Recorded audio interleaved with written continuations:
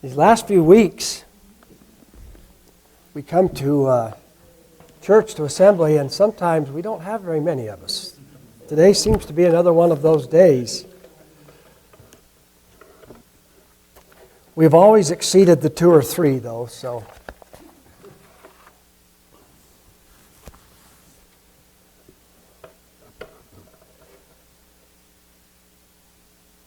I'd like you to turn to Genesis 37.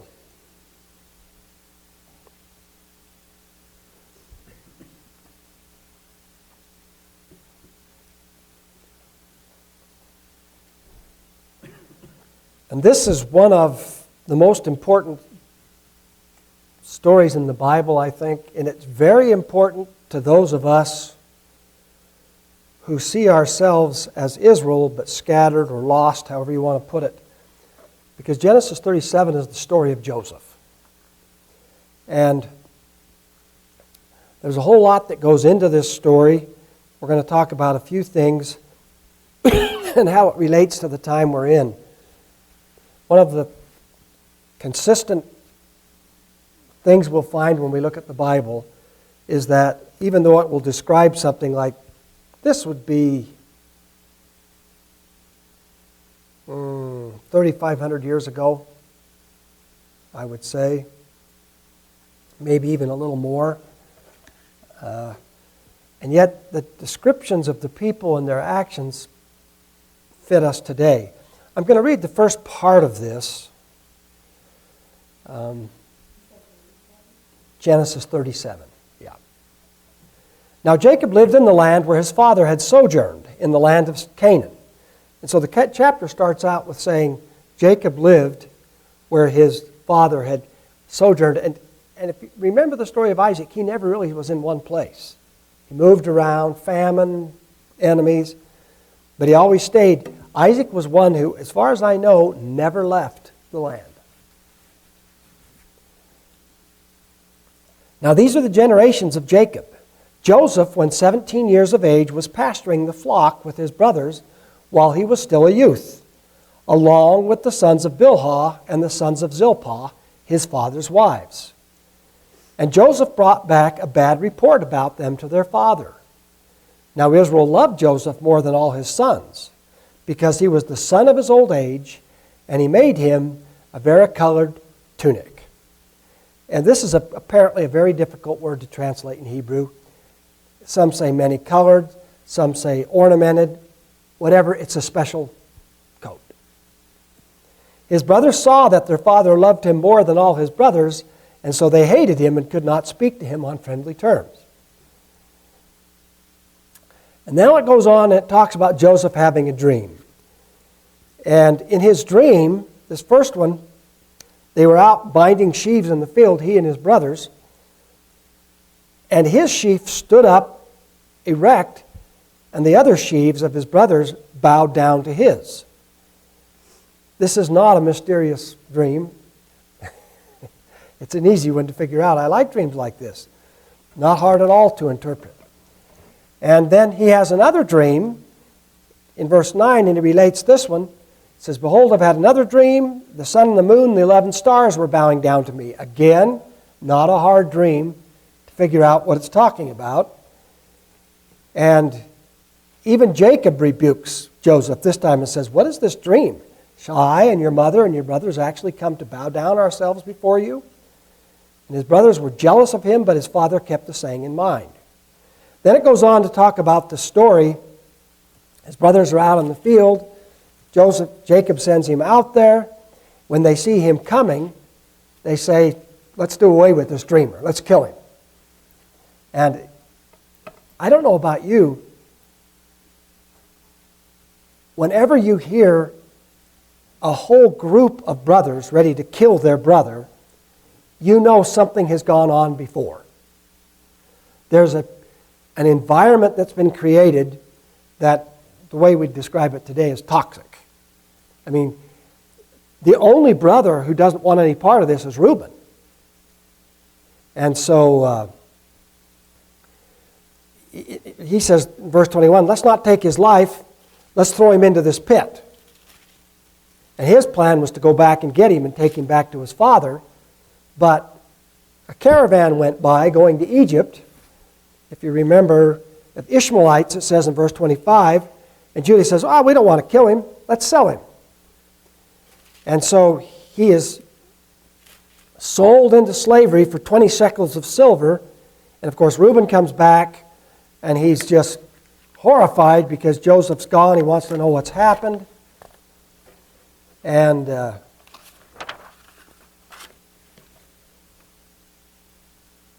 they tell him what's happened, and recall they took his robe, the pretty one that his father had made for him. They killed a ram, took its blood and soaked the tunic and showed it to Jacob. And of course, Jacob was convinced that a wild animal had killed Joseph. And one of the things that comes out in the story is that they tried to comfort Jacob and he couldn't be comforted. That the heartbreak was too great. This is one of the worst stories in the Bible. And yet, it's the whole story that tells us the foundation of why we have Christianity today and why we have Jews. It's the whole story of how God planned to redeem the world. And so I asked myself a couple of questions about this, and you've heard me talk about, if you go back to the first part of the chapter and it says Joseph brought a bad report. That's not a great translation, because in English, report is a neutral word. You can have a good report, you can have a bad report, you could have an indifferent report. But this Hebrew here is dibatam ra'ah, which simply means slander very bad. See, is there any possible way to use the word slander and have it positive? If you slander somebody, it's bad. So the reason this is important is it tells us that our story starts with Jacob preferentially loving Joseph, and then Joseph somewhere getting a need, a desire, something to say something about his brothers that will injure them. And this is one of the first things that will come out to us in this story. A lot of times people will think that because something is true, they need to repeat it.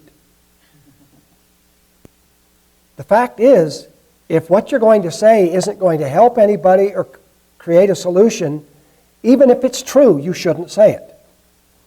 Joseph specifically brought this report back to hurt his brothers. That's what the Hebrew tells us. Well, then Joseph has dreams, and the dreams, I take it, are from God. Again, does Jacob help his situation by telling his brothers about dreams that say they're going to be serving him? It's the dumbest thing he ever could have done. It's a tremendous sign of immaturity. And yet, in all this, one of the things we find out is that Joseph never loses his integrity. Joseph never lies about anybody. He never misrepresents himself. And as the story goes on in the chapters, it starts off, he goes to Potiphar, and one of the things I think Greg talked about this a week or two ago, every place Joseph goes, there's blessing. He goes to Potiphar's house, there's blessing. He goes to the prison. The chief of the prison sees there's blessing. So we have this, but why is Joseph different? Why is he different from his 11 brothers? And specifically, now one of the things we do know is it's 10 brothers because Benjamin is younger than Joseph. And Benjamin has no idea what's happened. In fact, I always wonder, when did Benjamin find out? I don't know. But what's different about Joseph from his 10 brothers? And I think right off the bat in the text, something comes out to us, and that is his father loves him. And not only that, his father loves him more than the others. I don't know how many of you have noticed in families, some families have difficulty with this. They prefer one child over the other. And there's probably a little of this in every family, I guess. I never felt preferred over my brothers and sisters. But then again, I don't know how they felt either. We do know in this situation it produced a hatred, a division with his other brothers. But for Joseph, I sense he always felt his father's approval. I think this is a huge part of why Joseph never lost his integrity. No matter how bad the situation got. I mean, to be honest, somewhere in the story, wouldn't you expect Joseph to feel sorry for himself? I don't know about you. Thrown into the waterless pit, and then they take him out of the pit just to sell him into slavery. He goes into slavery. Because of his integrity, he ends up going to prison because he won't sleep with his master's wife. In the prison, he faithfully interprets dreams, and the people that are supposed to give a good word about him to Pharaoh forget. I mean, every place he goes, something bad is happening to him, but it never breaks him. But we also see in the story something that we don't want to forget, and that is the danger of what I call the bad report. The danger of rehearsing and saying what's wrong. How would you guess that it developed to a murderous rage with his brothers? I'm guessing they talked about Joseph all the time. And everything he did, they put it in a bad light. We don't realize how this will change us. But when you look at people that do crazy things, murder, severe slander, there's always a story that goes before. And when you look at the story of Jacob, Israel, who is the father of the house of Israel, it's a story that has this problem, well, several problems. One is this big thing of favoritism. Ishmael and Isaac were born, and it was quite obvious that Sarah did not like Ishmael, even though it was Sarah that encouraged Abraham to go to Hagar and have Ishmael. But she didn't like Ishmael, and in fact, you remember her famous statement, the son of the slave woman will never share in the inheritance with my son. And then Isaac comes along, Jacob and Esau, and there's this tremendous interplay of jealousy again. Isaac seems to favor Esau. Rebekah seems to favor Jacob. This goes on. Then Jacob, he engages to be married to Rachel. He's given Leah. It sets up, the whole story is full of this people doing things to people. And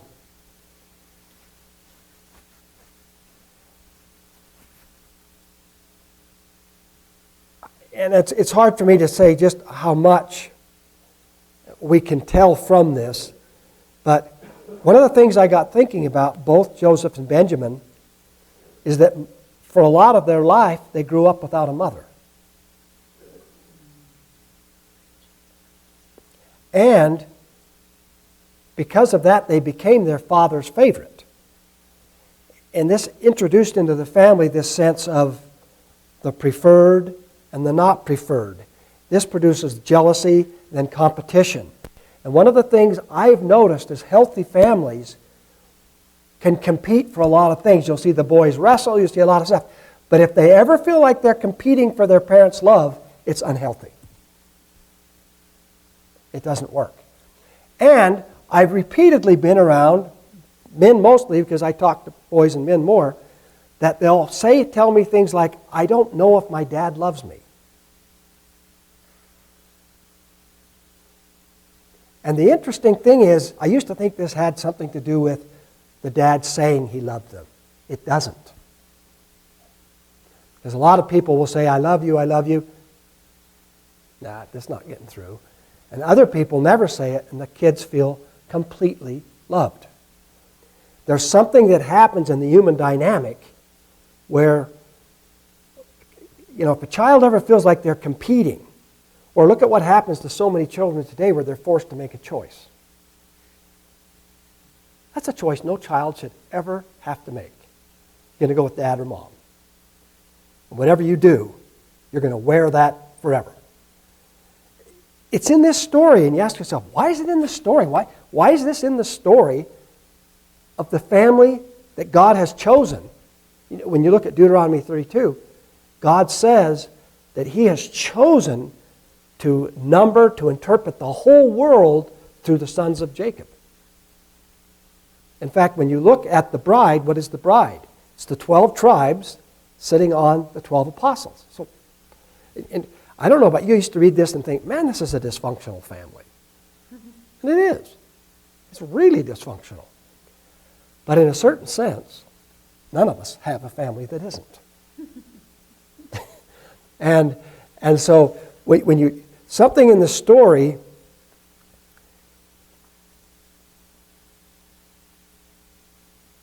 is we can relate to it for all of us.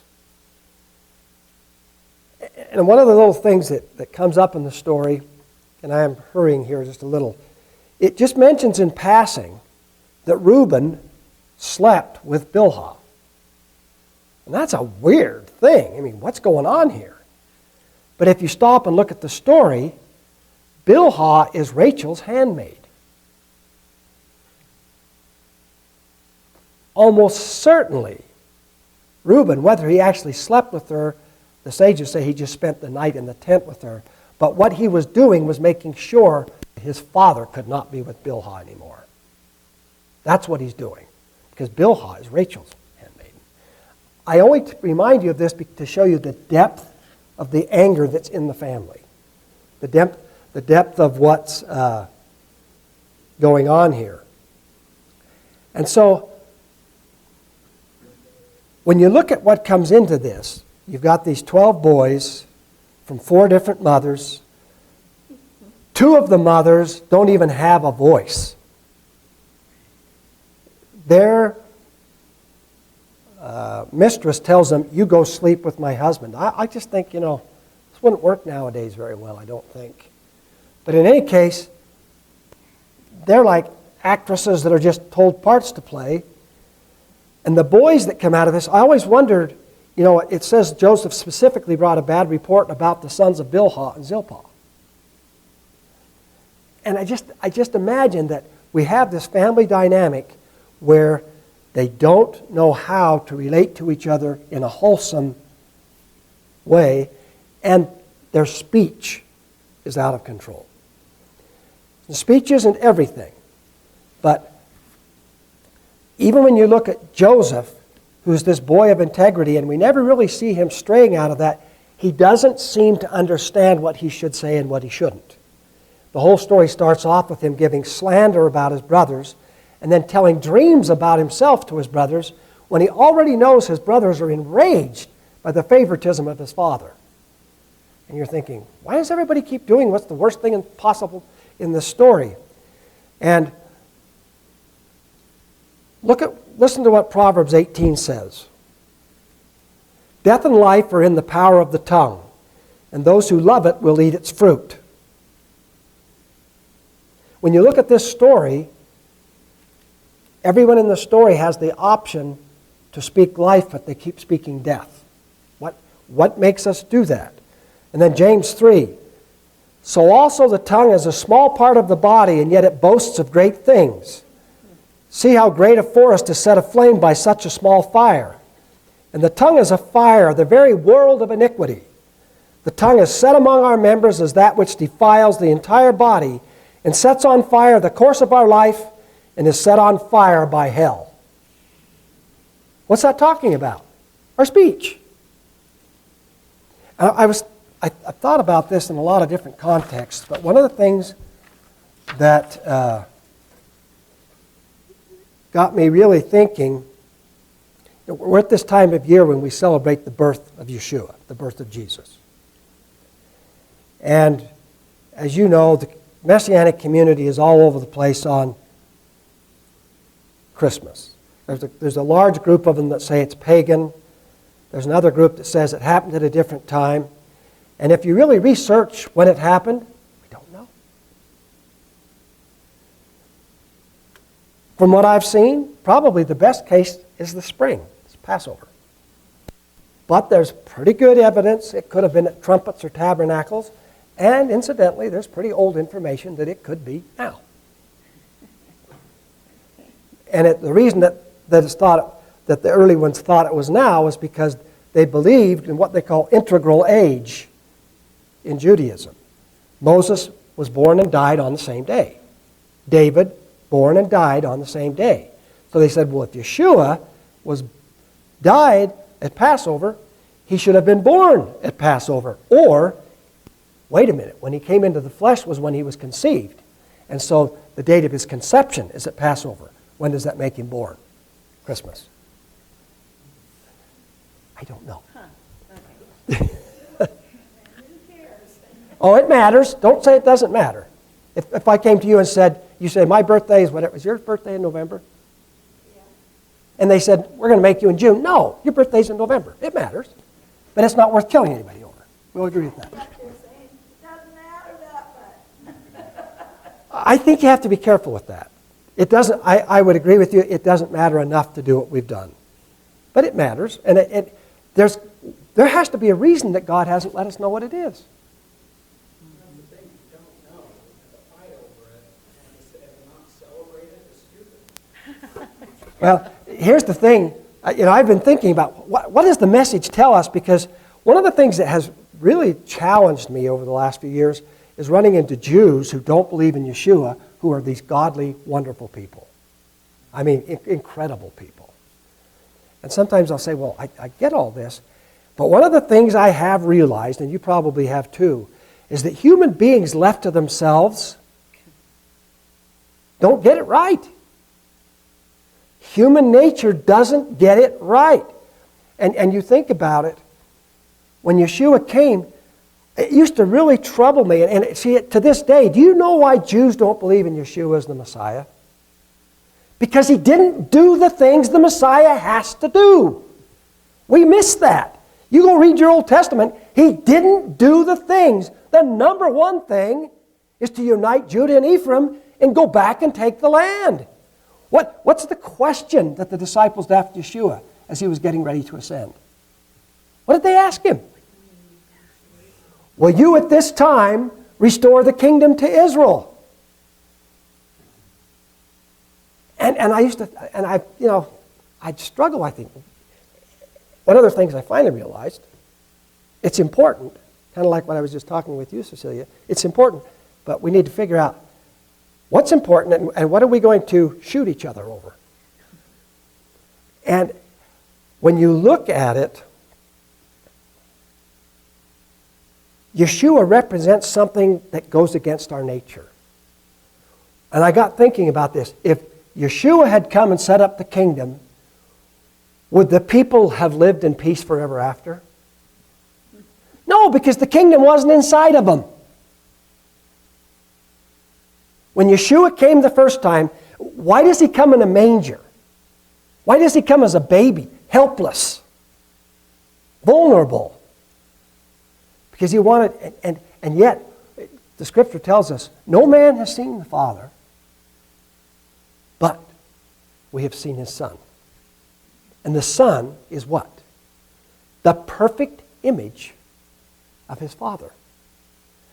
And one of the things I've discovered, and I think you all know this just instinctively, is that we needed to understand that before there could be a physical kingdom, something has to change inside. Because for the very reason, just like we're talking about, we're fighting over when to celebrate Christmas. Enough that we hate people. Really? Greg, I think I saw your hand up. Why the Jewish rabbis reject Jesus as Oh, yeah. being the Messiah. They won't even consider him as the Messiah because God cannot be a man. And God cannot be that way. He's spirit. He's not a man. He can't be born. And yet, in fact, and I was thinking about the same thing too, is that it had to happen that way, and I think because there's no other way for us to come back to this relationship with God, unless a way that was so pure and so holy was opened up for us, that we would recognize it if we came in contact with it. And I believe that's why in the Old Testament, that's why we call him Emmanuel, God with us, the Almighty God, everlasting Father. And for the Jews, that's an anathema. But for those that believe, it's the way it's laid out for us. Yeah, it really does. So aren't they waiting for, I thought they were waiting for a different man. Well, they're waiting for the Messiah, definitely. To be a different man. But they, you know, Greg is right. They struggle with the idea of what we call the God-man.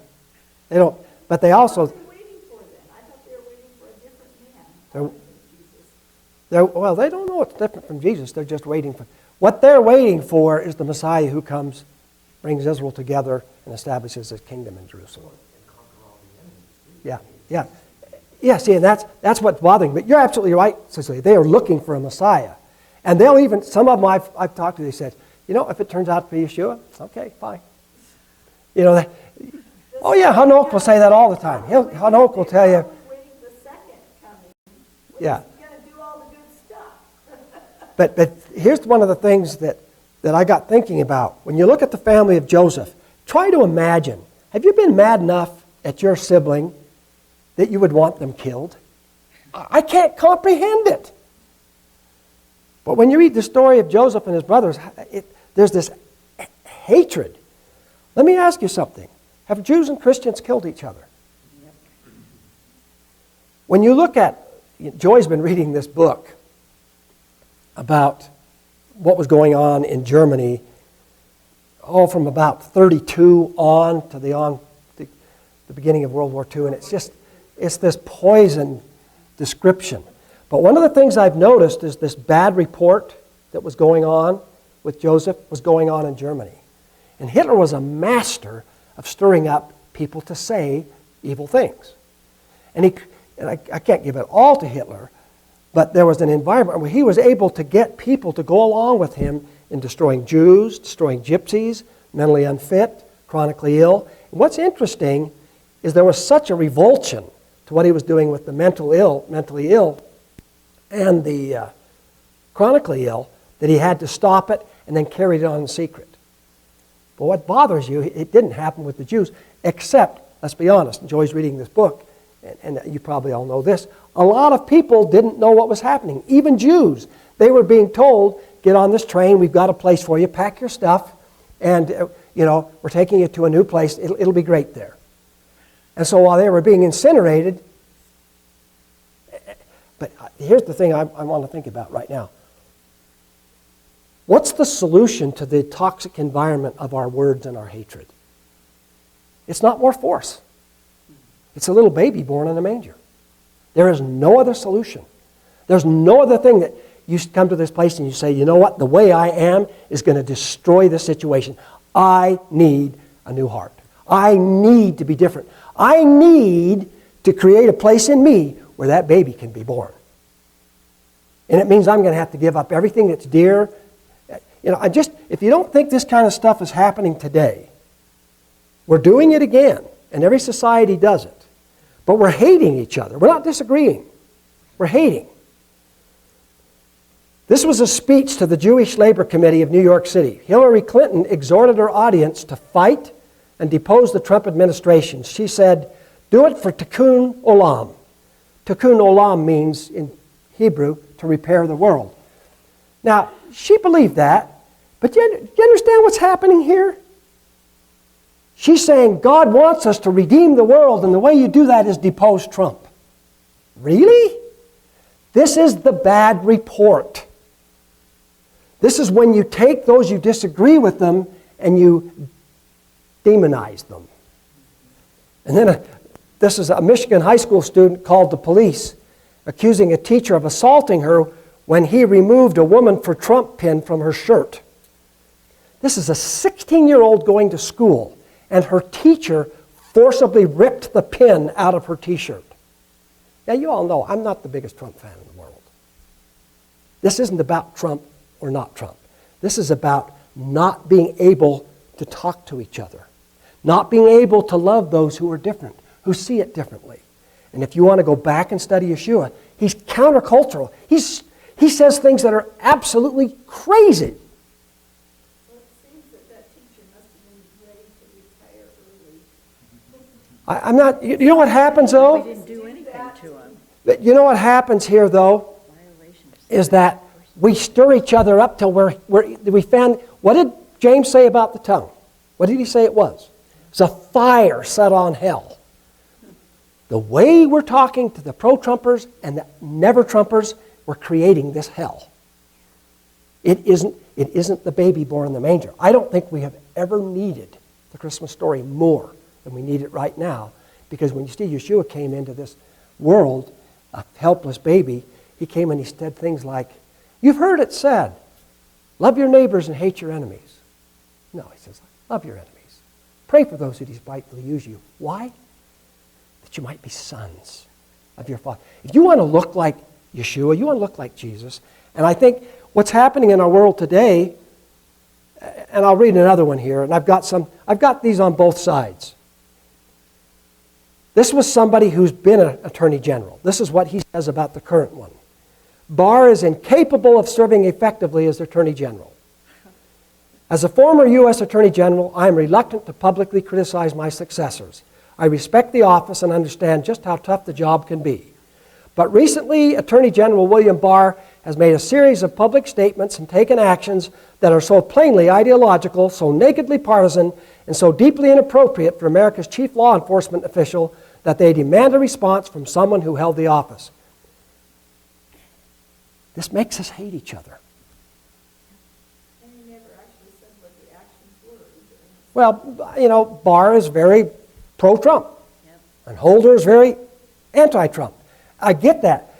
The thing is, if we don't understand how to disagree without impugning the other person, we do what Joseph's brothers did. He was their brother, but because their dad preferentially treated him, and Joseph gave a bad report about them, and then Joseph talks about these dreams where you're going to worship me someday, you know. They hated him. They're going to kill him. And you know, I go down through this, and I need to get away from some of this. But, well, I mean, it's just, I look at all this stuff that's going on in our country.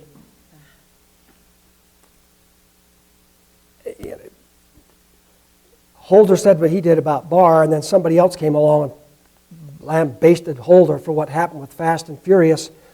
And what I noticed, it wasn't about disagreement, it wasn't about facts, it's that you're a bad person, you're evil. You deserve to die. And what we don't realize, if we keep making this toxic soup, somebody will die. Greg, I'm sorry you had your hand up. I totally agree with what you're saying. And it came to me a little bit different, but in a very interesting way. If you do something, and we had some performances here this morning, Right. which I love. Yes, they were wonderful. But what if Britt or Ella or Aiden got up there and they gave their peaks, and we all said, well, that was okay. You know, I was taking a task on that. What's the purpose of saying when somebody does something like that, saying, oh, that was okay? And I'm taking that and applying it the same way that you're doing it, speaking evil. Well, saying it's okay is not evil unless you consider that just saying, oh, that's okay, is diminishing what they've done, diminishing who they are. And I thought about that and said, that is absolutely right. Is it so often we look at something and immediately, before I'm even starting to think, I'm saying something. And it's couched in words of being, oh, that was sort of, that was okay. And it's diminishing the person that I'm talking about. I do it, and maybe we all do it. Do it without even thinking about the comment that we make.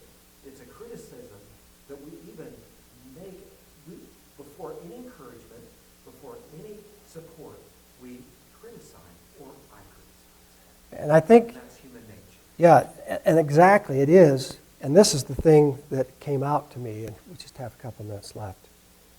At Christmas, and we can debate about the time, and in a certain sense, I completely agree with you, Cecilia. It's not that important. Yet it is, because, facts are important, but what's the point of it? That's what's important. And if you don't believe you should celebrate, that's fine. Why do you have to malign the ones that do? Now, I have to admit, there's some stuff about Christmas drives me crazy. We've made it all about us and not about Yeshua. We've got our kids so psyched up about presents. If you ever thought about going to a birthday party and you got there and everybody is busy talking to each other and giving gifts to each other and no one says a word to you and gives you a thing. I thought, sometimes that's what Christmas looks like. But on the other hand, there's so much good about Christmas. There's so much beauty in it. I love the lights. And in this winter, the green is nice. You have to admit, green is nice. And but what Greg was just saying is what really strikes me, that we can celebrate Christmas. Lord, change my heart. I want the little baby to live in me. You realize Yeshua can't live in me when I'm full of this anger and hatred and putting down. I want to create a spot in my heart where I want to build up, to lift up. A teacher has to correct, a parent has to correct.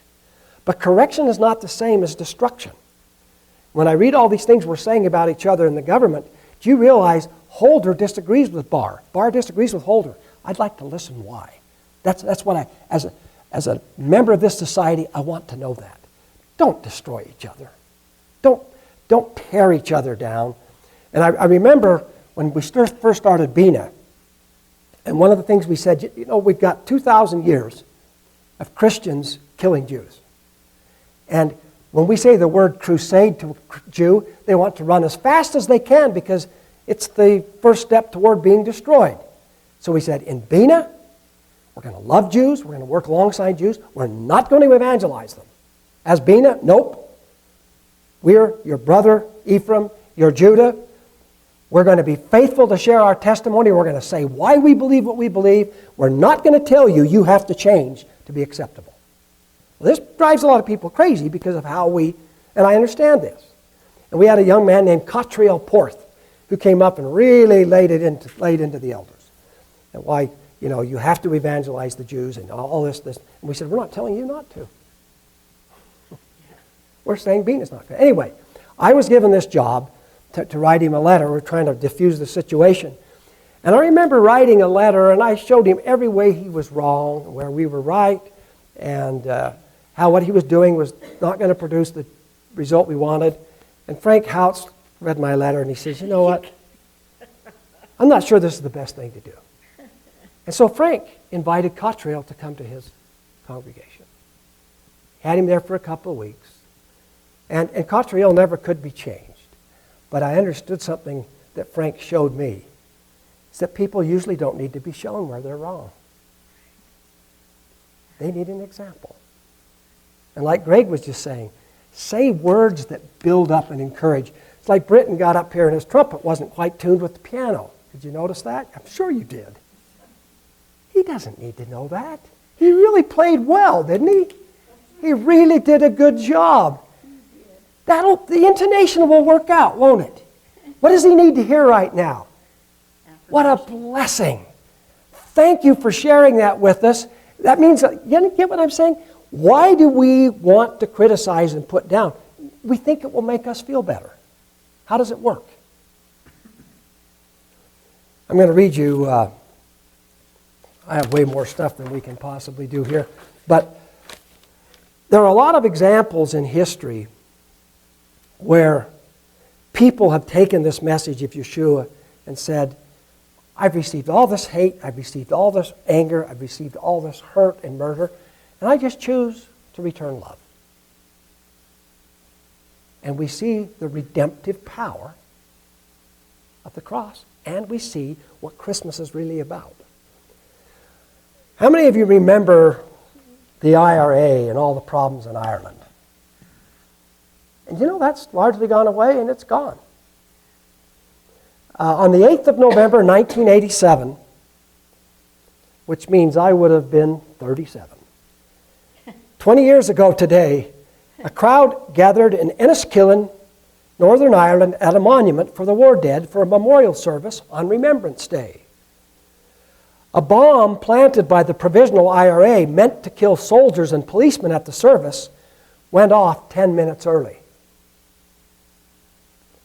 11 people, all but one civilians, died in the explosion. And under the rubble, And one man left in a coma died 13 years later without ever recovering consciousness. 63 people were injured. The Provisional IRA was forced by its own horrified supporters to apologize. And the incident has come to be seen as a turning point in the battle. The IRA lost support around the world because of video footage of the bombing and its aftermath. This led indirectly to more tranquility in the region, which is relatively peaceful today. But here's the most famous story that emerged from this bombing, which I think had more to do with this than anything else. This is the story of Gordon Wilson, who was he's a Presbyterian minister, I think. Whatever, he's Northern Irish, so what does it mean he would be, what to the Irish would be British. He was standing there with his 20-year-old daughter as a nurse. They were both buried under the bricks. And this is his testimony. We were both thrown forward, rubble and stones and whatever in and around and over us and under us. I was aware of a pain in my right shoulder. I shouted to Marie, was she all right? And she said yes. She found my hand and said, is that your hand, Dad? Now remember, we were under 6 feet of rubble. I said, are you all right? And she said yes, but she was shouting in between. 3 or 4 times I asked her, and she always said yes, she was all right. When I asked her the 5th time, are you all right, Marie? She said, Daddy, I love you very much. Those were her last words she spoke to me. She still held my hand quite firmly, and I kept shouting at her, Marie, are you all right? But there wasn't a reply. We were there about 5 minutes. Someone came and pulled me out. I said, I'm all right, but for God's sake, my daughter is lying right next to me, and I don't think she's well. She's dead. She didn't die there. They pulled her out of the rubble and died in the hospital. He says, the hospital was magnificent, truly impressive, and our friends have been great, but I miss my daughter, and we shall miss her, but I bear no ill will. I bear no grudge. She was a great wee lassie, definitely Irish. She loved her profession. She was a pet, and she's dead. She's in heaven, and we will meet again. Don't ask me, please, for a purpose. I don't have a purpose. I don't have an answer, but I know there has to be a plan. If I didn't think that, I would commit suicide. It's part of a greater plan, and God is good, and we shall meet again. I've lost my daughter, and we shall miss her, but I bear no ill will. I bear no grudge. Dirty sort of talk is not going to bring her back to life. And I don't know if you remember. I remember at the time they went to the hospital and interviewed him. And on radio, he forgave those who had blown up the place and killed his daughter. And he said, hating these people is going to produce more hatred and more hurt. He says, let's stop killing each other. It changed the situation. And I don't know about you. My first thought, somebody killing my daughter in this situation, and yet he chose to be different. Why? Because he knew Jesus. He knew Yeshua.